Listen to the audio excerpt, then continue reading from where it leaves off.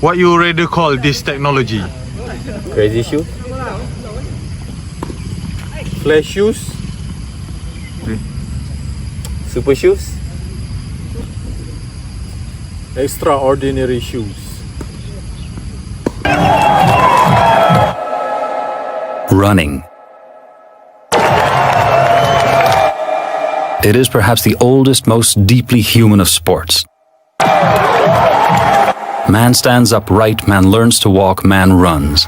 Today, long-distance running is a phenomenally popular sport, the marathon in particular.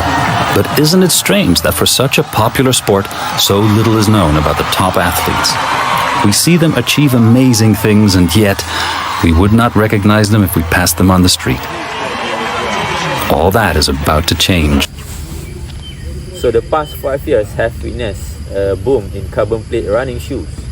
Following a Nike revolutionary Vaporfly 4%, most of the major running shoe brands began developing and releasing their own carbon plate models.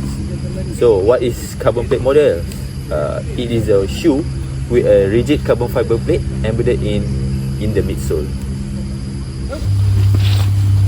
These shoes are all about improving your efficiency as a runner, and as a result, it enhancing your performance. But there's more to them than speed. Carbon plate running shoes offer several genuine benefits and have a potential to help all sorts of runners achieve their goals. They are not just fast and elite runners. So the introduction of super shoes to the run community really has changed what we think of as possible for running, particularly in a marathon. These shoes certainly are the game-changing and transformative. This is a very sensible systemic shift. This is super shoes. Critics state this sneaker provide an unfair advantage to those who racing them and that their revolutionary design threaten the very integrity of the sport itself. So, does the technology inside them give an unfair advantage? This is Eliud Kipchoge. Many consider him to be the greatest marathon of all the time. In 2018, he set the world record for a marathon. The following year, he dropped that time to just under 2 hours, which is a new world record, 1 hour 59 and 40 seconds. He showed the world that humans have no limits. It wasn't an official race, so it doesn't count as a world record, but still, that's really fast. Runners around the world are breaking long-distance records. So, what changed? More specific training? Better nutrition? Maybe there's one thing most of these breakers have in common: the shoes. Running shoes have many revolutions, starting with a Nike waffle trainer in the 1974, following by introduction to air cushion in 1976, and most outstanding discovery made was EVA foam in the mid-70s. More on this, we got something like this. It's your pretty standard shoes that you can find at your local sporting store. These shoes consist 3 components. First, top to hold your foot firmly to the sole, and the midsole to provide energy return, which refer to elastic energy, storage and recovery of cushion system. In simple terms, it's act as a mini trampoline. Most shoes use EVA foam, which can return 50% to 65% of your energy. And lastly is the outsole, is to make your shoe more lighter. About Yeah. An entirely new thing appeared on the horizon. It was a new genetics. So, this is a Nike Vaporfly 4%, which can help a runner to increase their performance while running.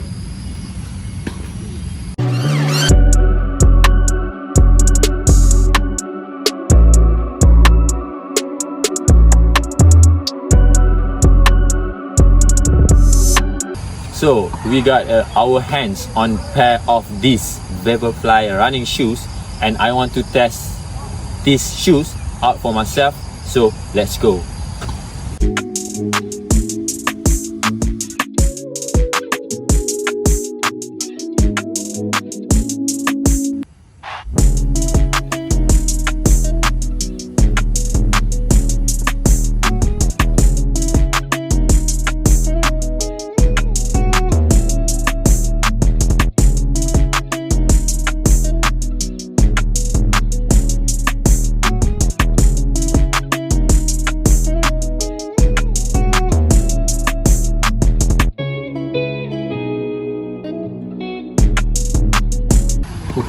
So now I just finished testing Nike Vaporfly running shoes.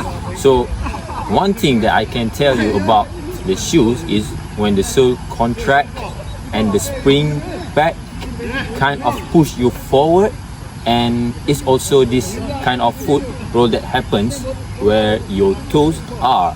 So I can definitely see how this shoe could make you slightly faster. So, how does this shoe actually make you faster? How does these shoes actually make you faster? Like most running shoes, the Nike Vaporfly contains the same three components as a traditional shoes, but the middle is what makes a Vaporfly a Vaporfly. It uses a new super foam thermal plastic which make it very elastic. How elastic? You will remember the previous base EVA foam which retain 50% to 65% of energy.